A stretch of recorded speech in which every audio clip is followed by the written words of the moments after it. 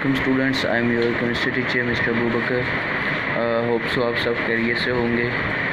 अल्लाह पाक आप लोगों को अपने हिफ्ज़ व अमान में रखे। जी स्टूडेंट्स, जैसे कि हम चैप्टर 2 पढ़ रहे थे और उसमें हमने लास्ट लेक्चर जो है वो डिस्कवरी ऑफ न्यूट्रॉन्स के बारे में पढ़ा। और उसके बाद नेक्स्ट टॉपिक है हमारा रदरफोर्ड एटॉमिक मॉडल। इसमें हम पढ़ेंगे कि रदरफोर्ड जो साइंटिस्ट था उसने एटॉमिक मॉडल कैसे जो है वो प्रपोज़ किया, कैसे पेश किया और इसमें कैसे उसने एक्सपेरिमेंट किया, उसके बाद क्या क्या चीज़ें ऑब्ज़र्व की। देन उसके बाद देखेंगे कि उसने उन जो ऑब्ज़र्वेशन उसकी थी उसके नतीजे में उसने क्या कंक्लूजन निकाला। लेकिन यहाँ पर क्वेश्चन ये राइज होता है कि इसने ये एक्सपेरिमेंट परफॉर्म क्यों किया। उसकी परफॉर्म करने की कुछ एक दो वजूहात तो ये है कि इलेक्ट्रॉन्स भी डिस्कवर हो चुके थे, न्यूट्रॉन्स भी डिस्कवर हो चुके थे, प्रोटॉन्स भी डिस्कवर हो चुके थे। लास्ट जॉन डाल्टन ने ये कहा था कि एटम्स जो है वो एक स्फीयर की तरह है, एक बॉल लाइक स्ट्रक्चर होता है एटम, ठीक है जी। तो ये जॉन डाल्टन ने कहा था। उसके बाद जे थॉमसन ने ये कहा था कि जो अपनी उसने प्लम पुडिंग थ्योरी पर जो है वो पेश की थी, उसमें ये था कि प्लम पुडिंग थ्योरी में कि एटम जो है वो एक केक की तरह है, प्लम की तरह है, और जो उसके अंदर इलेक्ट्रॉन्स हैं वो पुडिंग की तरह होते हैं। मीन्स जैसे कि केक के अंदर कोई बादाम लगे हों या कोई इस तरह की जो चीज़ें लगी होती हैं, इसी तरह एटम के अंदर जो है वो एटम एक केक की तरह है और उसके अंदर इलेक्ट्रॉन्स जो है वो उसके अंदर लगे होते हैं। लेकिन यहाँ पर भी जे थॉमसन ने प्रोटॉन की बात नहीं की कि प्रोटॉन्स कहाँ होते हैं। इसके बारे में उसने कुछ नहीं बताया कि प्रोटॉन्स भी इसमें मौजूद होते हैं या नहीं होते। तो फिर इस क्वेश्चन को लेकर जो है वो रदरफोर्ड ने अपना एक एक्सपेरिमेंट किया कि इलेक्ट्रॉन्स भी पाए जाते हैं एटम में, प्रोटॉन्स भी पाए जाते हैं, और ये दोनों पॉजिटिव और नेगेटिव चार्ज जो हैं वो कैसे कोएग्जिस्ट करते हैं, कैसे एक साथ रहते हैं, इनका रहने का तरीक़ाकार क्या है। तो इस क्वेश्चन को जो है वो उसका रिज़ल्ट निकालने के लिए उसने ये एक्सपेरिमेंट किया, और इस एक्सपेरिमेंट में उसने जो है वो गोल्ड फॉइल यूज़ की, इसलिए हम इस एक्सपेरिमेंट को गोल्ड फॉइल एक्सपेरिमेंट भी बोलते हैं। ओके, यहाँ पर हम क्वेश्चन है कि गोल्ड फॉइल किसे कहते हैं। गोल्ड तो आप सबको पता होगा कि गोल्ड जो है सोने को हम कहते हैं, ठीक है जी। और फॉइल क्या चीज़ है। गोल्ड फॉइल बच्चे सोने की बनी हुई एक बारीक सी शीट को हम कहेंगे गोल्ड फॉइल। सपोज़ हम बात करते हैं कि जैसे ये हमारे पास शीट है, ठीक है जी, ये पेज जो है हमारे पास ये एक शीट है। अब सपोज़ किया कि ये गोल्ड की बनी हुई है और ये गोल्ड, इसे गोल्ड फॉइल कहेंगे, ठीक है। अब इसकी थिकनेस कितनी ली गई वो हम आगे जाकर देखते हैं। पहले हम देखते हैं कि गोल्ड ही उसने क्यों सिलेक्ट किया। गोल्ड का इसके पीछे ये जस्ट इन्फॉर्मेशन है बच्चे आप लोगों के लिए कि गोल्ड इसलिए सिलेक्ट किया कि ये सबसे ज़्यादा मेलिएबल मेटल है। मेलिएबल मेटल ऐसा होता है कि जिसको आप प्रेस करते जाएं, कंप्रेस करते जाएं और ये एक थिन शीट में कन्वर्ट हो सके, उसे हम मेलिएबल मेटल कहते हैं। इससे ज़्यादा मेलिएबल मेटल जो था वो कोई भी नहीं उसे मिला, इसलिए उसने गोल्ड को यूज़ किया ताकि इसकी बारीक से बारीक शीट जो है वो थिन शीट बना सके।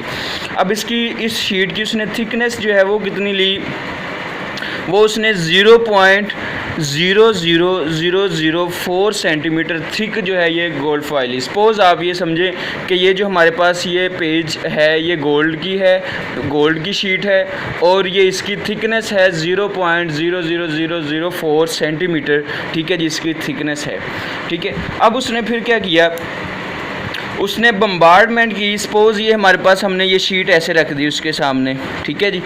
अब उसने बम्बार्डमेंट की किसकी, अल्फ़ा पार्टिकल्स की, ठीक है, अल्फ़ा पार्टिकल्स की बम्बार्डमेंट की। ये सारे उसने इस तरह, जैसे ये शीट जितनी लेंथ शीट की थी उतनी लेंथ में उसने सारे अल्फ़ा पार्टिकल्स रख दिए, ठीक है जी।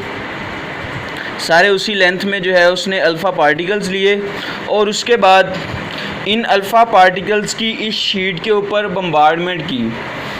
अब एक क्वेश्चन यहाँ पर ये होता है कि इसने इतनी थिन जो है वो शीट क्यों ली, क्योंकि वो चाहता था कि ये अल्फ़ा पार्टिकल जो हैं वो इस थिन शीट में से पेनिट्रेट कर सके, इस थिन शीट में से गुज़र सके, ठीक है जी। इसलिए उसने ये शीट जो है वो थिन चाहिए, क्योंकि आपको पता है कि शीट जो है इवन कि वो छोटा सा ज़रा भी है उसके अंदर भी एटम्स पाए जाते हैं, ठीक है। चाहे आप उसको जितनी मर्ज़ी छोटी कर लें तो वो बनी तो एटम की है ना, तो इट्स मीन कि वो उसके अंदर क्या पाए जाते हैं, एटम्स पाए जाते हैं। वो हम आगे जाके इसको पढ़ते हैं इन डिटेल, ठीक है जी। ओके जी, नेक्स्ट उसने क्या किया। अब क्वेश्चन यहाँ पर ये आ जाता है कि अल्फ़ा पार्टिकल्स क्या हैं। जो अल्फ़ा पार्टिकल्स, हमने गोल्ड फॉइल की तो बात कर ली, वो क्या चीज़ है। अब देखते हैं कि अल्फ़ा पार्टिकल्स क्या है। अल्फ़ा पार्टिकल्स बच्चे किसी भी रेडियो एक्टिव एलिमेंट से निकलने वाले पार्टिकल्स, निकलने वाली रेडिएशंस को हम जो है वो अल्फ़ा पार्टिकल्स कहेंगे। For example radio active elements, हमारे पास ऐसे एलिमेंट्स हैं जिनमें से रेडिएशंस निकलें।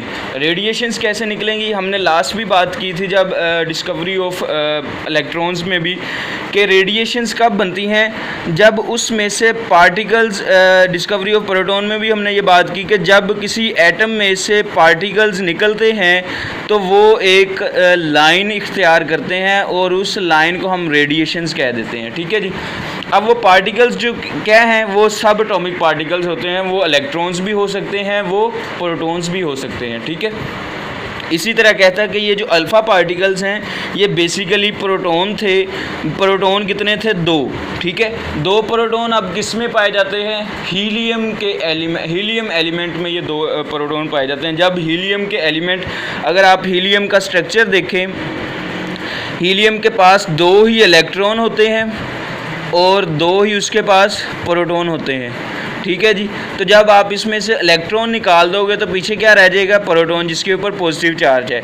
तो इस तरह कहता है कि जो बेसिकली एक्चुअली अल्फ़ा पार्टिकल्स थे वो हीलियम न्यूक्लियाई था, न्यूक्लियस था हीलियम का, कि जिसके अंदर 2 प्रोटॉन सिर्फ थे, बाकी इलेक्ट्रॉन्स वगैरह सारा कुछ रिमूव निकल गया हुआ था, ठीक है जी। तो इस तरह उसने अल्फ़ा पार्टिकल्स की बम्बार्डमेंट की।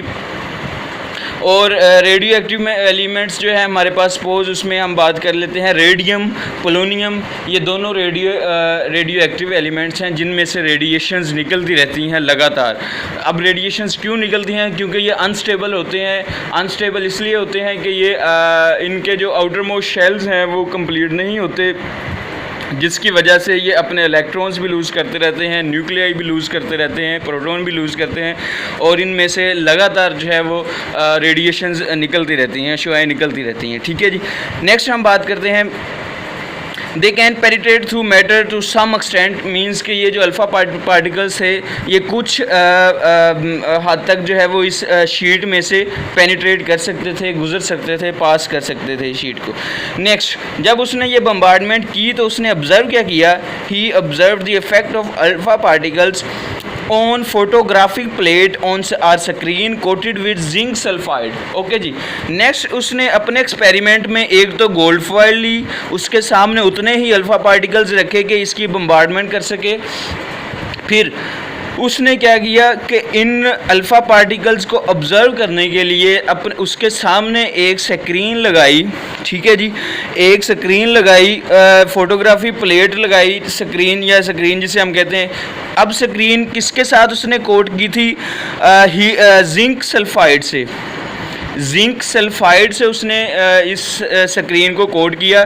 ये हम इसको अगर थोड़ा सा आगे की तरफ जो है फ्रंट साइड पे इसको थोड़ा सा कोट कर दें तो ये सपोज आप ऐसे ही समझे ये हम जिंक सल्फाइड से पेंट कर रहे हैं, ठीक है। तो उसने ये कोट कर दिया इसको, इस स्क्रीन को जिंक सल्फाइड के साथ। अब क्यों किया, ताकि ये स्क्रीन क्यों रखी और ये इसको जिंक सल्फाइड, ताकि ये अल्फ़ा पार्टिकल्स जो इसमें से पेनिट्रेट करके आएँ और जिस जगह पर टकराएं वो इस चीज़ को, उस एरिया को, उस जगह को जज कर सके कि जी यहाँ पर आकर टकरा रहे हैं, ठीक है जी।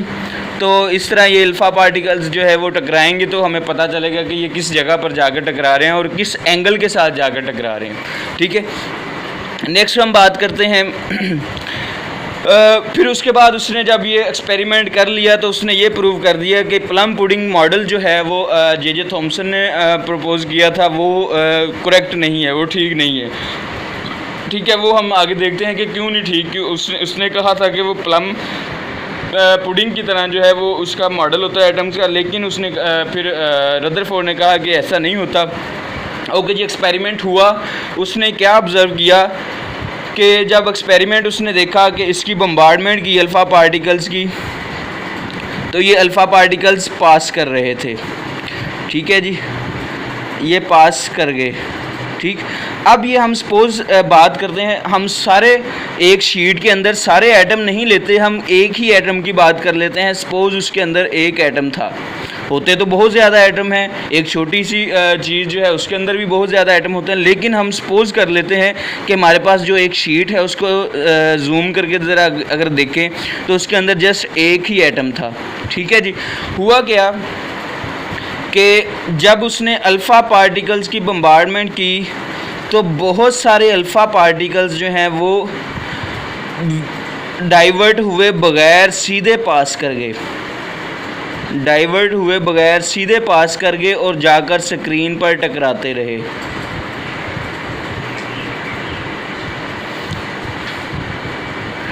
ठीक है जी, ये हम देख रहे हैं।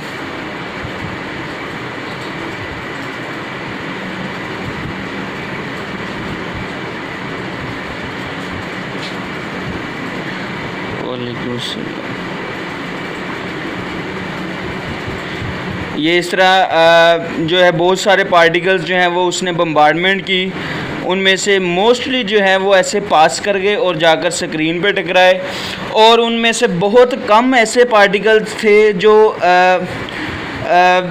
कुछ डाइवर्ट हुए टकराकर, और बहुत ही कम, उनमें से भी बहुत कम ऐसे पार्टिकल थे जो रीबाउंस हुए, वापस मुड़ गए। वो क्यों वापस आए वो हम आगे जाकर देखते हैं जी। ऑब्जर्वेशन में उसने क्या देखा, जब उसने एक्सपेरिमेंट कर लिया, उसने ऑब्ज़र्व किया almost all particles pass through the foil undeflected.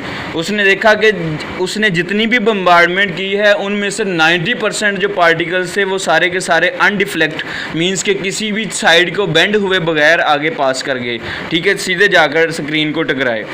और फिर नेक्स्ट उसने क्या ऑब्ज़र्व किया, out of 20,000 particles only a few are deflected at fairly large angles and very few bounced back on hitting gold foil। ठीक है जी, कि उसने कहा कि जो इसमें उसने आलमोस्ट 20,000 जो है वो अल्फ़ा पार्टिकल्स की बम्बार्डमेंट की थी, उनमें से कुछ जो है आलमोस्ट आप कह लें कि 5% जो हैं वो बहुत लार्ज एंगल पर वो डिफ्लेक्ट हुए। ठीक है, जैसे कि ये हमारे पास लार्ज एंगल पर डिफ्लेक्ट हुए। ठीक है, ये टकरा कर, और बहुत कम जो थे उनमें से भी जो डिफ्लेक्ट हुए उनमें से भी बहुत कम थे जो कि रीबाउंस हुए, उसके ऊपर टकरा कर वापस आ गए। ठीक है, अब ये डिफ्लेक्ट क्यों हुए और ये टकरा कर रीबाउंस क्यों हुए, वापस क्यों आए, ये हम देखते हैं कि इसकी क्या रीज़न है जी।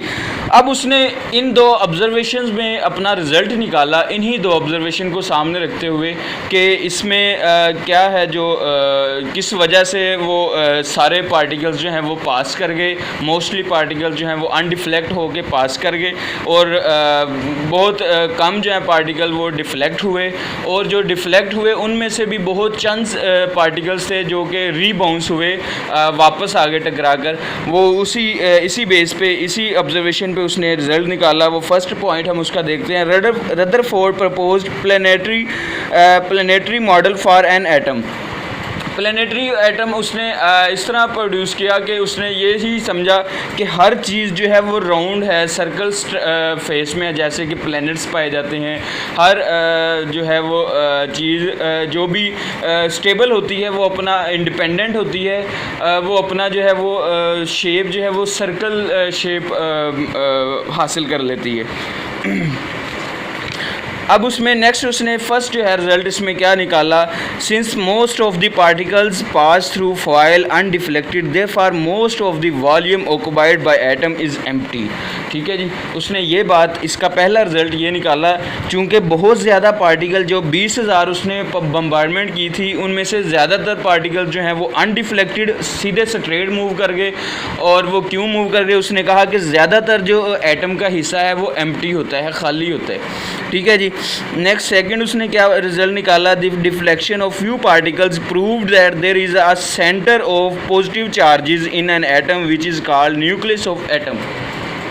अब उसने कहा कि क्योंकि हमने अल्फ़ा पार्टिकल जो हैं वो प्रोटॉन थे, पॉजिटिव चार्ज थे, जब ये किसी पॉजिटिव चार्ज के पास गए तो उसने क्या किया, इनको रिपेल किया और एक लार्ज एंगल पे डिफ्लेक्ट करवा दिया। ठीक है, जब ये किसी जो है वो पॉजिटिव चार्ज जो है वो किसी दूसरे पॉजिटिव चार्ज के पास जाता है तो ये इसको रिपेल करता है। सिमिलरली उसने देखा कि जब ये पॉजिटिव चार्ज किसी पॉजिटिव चार्ज के पास गया तो उसने बहुत लार्ज एंगल पे इसको डिफ्लेक्ट करवाया, इसको जो है इसका एंगल चेंज करवा दिया। ठीक है, इसको रिपेल कर दिया। तो ये उसने देखा।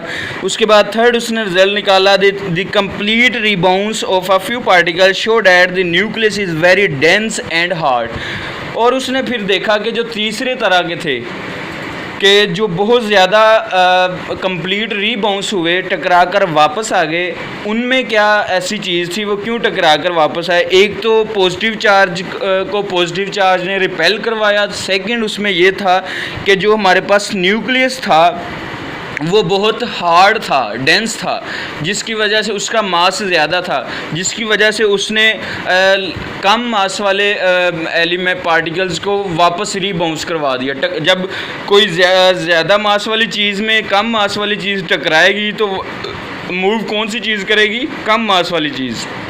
ठीक है, इसी तरह जब किसी हार्ड चीज़ के ऊपर कोई चीज़ लाइट वेट चीज़ टकराएगी तो रीबाउंस होकर वापस वही चीज़ आएगी। सपोज़ आप इसकी एग्जांपल ले लें कि आप बॉल जो है वो दीवार पर टकराते हैं। अब बॉल दीवार जो है वो हार्ड होती है, डेंस होती है, उसका मैस ज़्यादा होता है। बॉल जो है वो हार्ड नहीं होती, उसका मैस ज़्यादा नहीं होता, जिसकी वजह से रीबाउंस होती है, वो टकरा कर वापस आ जाती है। सिमिलरली उसने ये देखा कि जो न्यूक्लियस था, जो सेंटर पार्टिकल था, जिसमें अल्फ़ा पार्टिकल्स टकराए और टकरा कर वापस आ गए। क्यों इसलिए वापस आए कि ये जो सेंटर पार्टिकल था वो हार्ड था, डेंस था, जिसको उसने क्या नेम दिया, उसने इसको क्या कहा, न्यूक्लियस ऑफ एटम।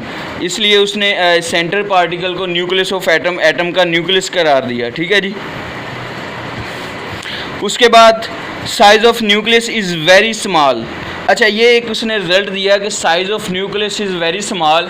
क्यों इसका जो है वो न्यूक्लियस का साइज़ स्मॉल उसने कहा, क्योंकि जो उसने 20,000 पार्टिकल्स बम्बार्डमेंट करवाई थी, उनमें से चंद पार्टिकल थे जो वो डिफ्लेक्ट हुए, और वो उन चंद पार्टिकल्स में भी थोड़े से थे जो रीबाउंस हुए।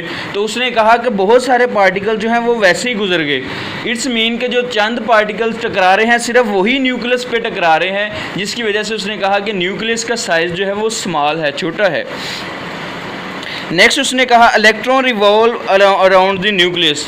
सेकेंडली उसने बात की कि इलेक्ट्रॉन्स जो है वो वहाँ पर नहीं थे, और कहाँ पर मौजूद होते हैं कि वो इलेक्ट्रॉन्स रिवॉल्व करते हैं न्यूक्लियस के इर्द गिर्द। ठीक है जी। उसके बाद नेक्स्ट उसने पॉइंट दिया कि number of electrons is equal to number of protons, therefore atom as whole is neutral. Yes, कि उसने कहा कि किसी भी एटम के अंदर जितने आपके पास प्रोटॉन होंगे उतने ही इलेक्ट्रॉन्स होंगे। ठीक है जी, जितने प्रोटॉन होंगे किसी एटम के पास उतने ही इलेक्ट्रॉन होंगे, जिसकी वजह से पूरा एटम जो है वो एज अ होल वो एक न्यूट्रल पार्टिकल होगा। उसके न्यूट्रल जो है वो बॉडी होगी। क्यों न्यूट्रल होगी? क्योंकि उसके ऊपर कोई चार्ज नहीं होगा। आप सपोज़ ऐसे हम इसको मैथ की डेरिवेशन से कर लेते हैं। आपके पास +6 है और -6 है, तो आंसर क्या आएगा आपके पास? नेट चार्ज क्या होगा? 0। ठीक है। अगर आपके पास +5 है और -3 है तो आंसर आपके पास क्या आएगा? +2 आएगा। ठीक है, मीन्स के चार्ज जो है जो ज़्यादा होगा वो आपके पास शो हो जाएगा। सिमिलरली आपके पास एटम में भी होता है कि अगर इलेक्ट्रॉन ज़्यादा होते तो कौन सा चार्ज शो होता? नेगेटिव। अगर प्रोटॉन ज़्यादा होते तो कौन सा चार्ज शो होता? नेगेटिव। सॉरी पॉजिटिव, ठीक है जी। तो उसने यहाँ पर ये कहा कि प्रोटॉन और इलेक्ट्रॉन जो है उनकी तादाद एक जैसी होती है किसी भी एटम में, जिसकी वजह से वो एटम न्यूट्रल होता है, ना उसके ऊपर पॉजिटिव चार्ज शो होता है ना उसके ऊपर नेगेटिव चार्ज शो होता है, नेट चार्ज ज़ीरो होता है। ओके जी, नेक्स्ट उसने बात की थी particles that lie within nucleus known as nucleons. अब उसने कहा कि इलेक्ट्रॉन्स जो हैं वो तो न्यूक्लियस के बाहर रिवॉल्व करते हैं, उसके बाहर जो है वो घूमते हैं, लेकिन जो पार्टिकल्स न्यूक्लियस के अंदर होते हैं उनको उसने क्या नेम दिया, न्यूक्लियॉन्स। ओके जी, नेक्स्ट इसने अपना ये एटॉमिक मॉडल रिज़ल्ट भी उसने अपना दे दिया कि ये सारी चीज़ें हैं, मैंने ये ऑब्ज़र्व किया और ये इसका मैंने नतीजा निकाला, लेकिन इसके एटॉमिक मॉडल से कुछ डिफेक्ट्स जो हैं वो, कुछ प्रॉब्लम जो हैं वो सामने आई। वो प्रॉब्लम्स क्या सामने आई वो हम देखते हैं। फर्स्ट ही, according to classical theory of radiations electrons ultimately fall into the nucleus. Means के क्लासिकल थ्योरी जो इसने थ्योरी पेश की उसके मुताबिक इसने कहा कि जो इलेक्ट्रॉन्स हैं वो रिवॉल्व, सपोज ये हमारे पास न्यूक्लियस है, ठीक है, जिसके अंदर प्रोटॉन होते हैं और ये शेल है, ठीक है। अब ये कहता है कि इलेक्ट्रॉन्स जो है वो रिवॉल्व करते हैं और अपनी हर वक्त एनर्जी जो है वो इमिट करते रहते हैं, रिलीज़ करते रहते हैं, जिसकी वजह से ये इलेक्ट्रॉन्स घूमते घूमते क्या करते हैं, एट द एंड न्यूक्लियस में जाकर गिर जाते हैं, फॉल कर जाते हैं, जिसकी वजह से ये इलेक्ट्रॉन ख़त्म हो गया। जब इलेक्ट्रॉन्स ख़त्म होना शुरू हो जाएंगे तो इट्स मीन एटम भी ख़त्म होना शुरू हो जाएंगे, एटम स्टेबल नहीं रहेंगे। सेकंड इसने पॉइंट, इसका डिफेक्ट्स क्या आया था, सेकंड था electrons form a continuous spectrum but in fact line spectrum was observed. अब इसके कहने के मुताबिक, रदरफोर्ड के कहने के मुताबिक इसने कहा था कि जब ये हर वक्त इलेक्ट्रॉन एनर्जी रिलीज़ करते रहते हैं उसकी वजह से इलेक्ट्रॉन जो है वो रिवॉल्व करते करते न्यूक्लियस में जाकर गिर जाते हैं, उसकी वजह से इसका स्पेक्ट्रम बनता है। स्पेक्ट्रम मीन्स कि उसके पीछे जो शेडो बनेगा, सपोज जब लाइट एनर्जी इमिट हो रही है तो जैसे जैसे जहाँ से इलेक्ट्रॉन गुजरेगा वहाँ की उसकी वो लाइंस प्रोड्यूस होना शुरू हो जाएंगी, उसको हम स्पेक्ट्रम कहेंगे। जैसे कि आप सपोज देखते हैं जब बादल होते हैं तो रॉकेट गुजरता है आसमान से, तो आप पीछे उसके देखते हैं कि धुआं जो है वो पीछे आपको उस लाइन में नज़र आ जाता है। आप आधे घंटे बाद भी देखिए तो आप ये कह सकते हैं कि यहाँ से रॉकेट गुजरा था, ठीक है जी। सिमिलरली यहाँ पर ये होता है कि इलेक्ट्रॉन्स जहाँ से गुजरता है वो एनर्जी रिलीज़ करता जाता है। जब एनर्जी रिलीज़ करेगा तो वहाँ पर उसका स्पेक्ट्रम प्रोड्यूस होगा जिस लाइन में वो मूव करेगा।